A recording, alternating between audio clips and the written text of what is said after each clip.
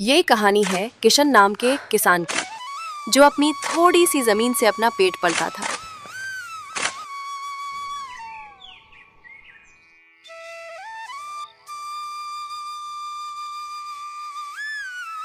इस बार बहुत अच्छी फसल हुई है। भाग्यवान। हाँ, लगता है ऊपर वाले ने हमारी पुकार सुन ली।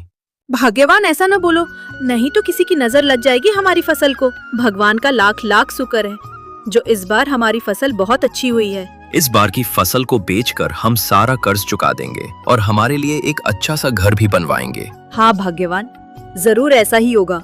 इस बार भगवान की हमारे ऊपर कृपा हो गई है। पिताजी, आप इस बार बाजार में फसल बेचने जाएंगे तो मेरे लिए क्या लाएंगे? बोलो ना पिताजी। बेटी, मैं इस बार फसल बेचने जाऊंगा तो तेरे लिए ढेर सारी मिठाइयाँ और कपड़े भी लाऊंगा। किशन का परिवार बड़ी खुशी से अपने सपने सजाए बैठा था, मानो जैसे खुशियों ने पहली बार उनकी जिंदगी में कदम रखा है।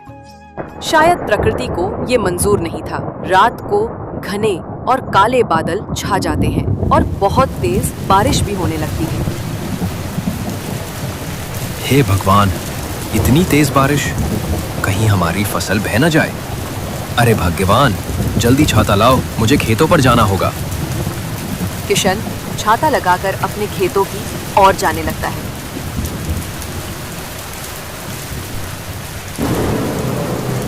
वो फसलों को देखकर बहुत दुखी हो जाता है और उसके सारे सपने पानी में वो जाते हैं। क्या ही बचा है, मेरी सारी फसल तो पानी में नष्ट हो गई। अब मैं अपने परिवार को क्या खिलाऊंगा? किशन अपनी फसल की ऐसी स्थिति देखकर बहुत दुखी हो जाता है और वो अपनी किस्मत को कोसने लगता है। क्या हुआ भाग्यवान? हमारी फसल को ज्यादा कुछ हुआ तो नहीं इतनी तेज बरसात से?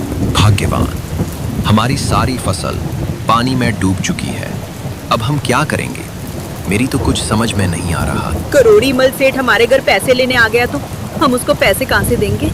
हाँ भाग्यवान, तुम सही कह रही हो, लेकिन मैं कल सेठ जी के पास थोड़े समय की और मोहलत मांगने जाऊंगा। क्या पता सेठ जी मान जाए।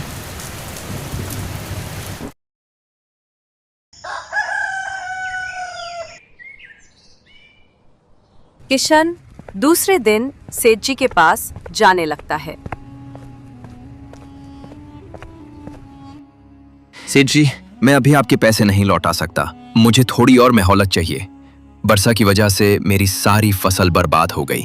मैं कुछ नहीं जानता भाई, तू पैसे कहीं से भी दे, मुझे मेरे पैसे चाहिए। सेठ जी, मेरी मजबूरी को समझिए। मेरी सारी फसल बर्बाद हो गई। अगर आप मेरी जमीन और घर को मुझसे छीन लेंगे तो हम लोग इतनी बरसात में कहाँ जाएंगे? अरे भाई, मैं कुछ नहीं जानता। कागजों के अनुसार अब वो जमीन और घर मेरा हुआ।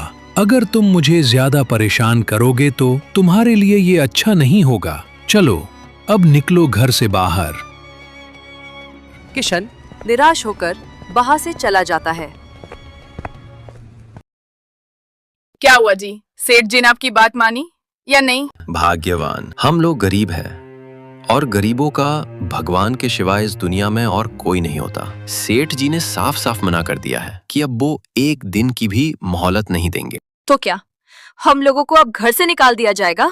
हाँ भाग्यवान, लेकिन तुम चिंता मत करो। मैं रात दिन मेहनत कर कर अपने लिए एक घर जरूर बनाऊंगा। तभी इतने में वहां करोड़ीमल सेठ आ जाता है। सुनो, तुम्हारे पास सिर्फ 1 घंटे का ही समय है। उतने समय में तुम लोग अपने इस घर को खाली कर दो। सेठ जी, हम गरीबों पर इतना अत्याचार मत करो। हम लोग इतनी बरसात में कहाँ जाएंगे? थोड़ी तो इंसानियत जैसी बात करो सेठ जी। मेरी एक छोटी बच्ची भी है, उसके लेकर मैं कहाँ जाऊंगा? देख भाई, मैं पहले भी बोल चुका हूँ कि कागजातों के मुताबिक अब ये घर और जमीन मेरे हुए। चलो अब खाली करने की भी तैयारी करो जल्दी। वो लोग बरसात में भीगते हुए उस घर को खाली कर कर चले जाते हैं।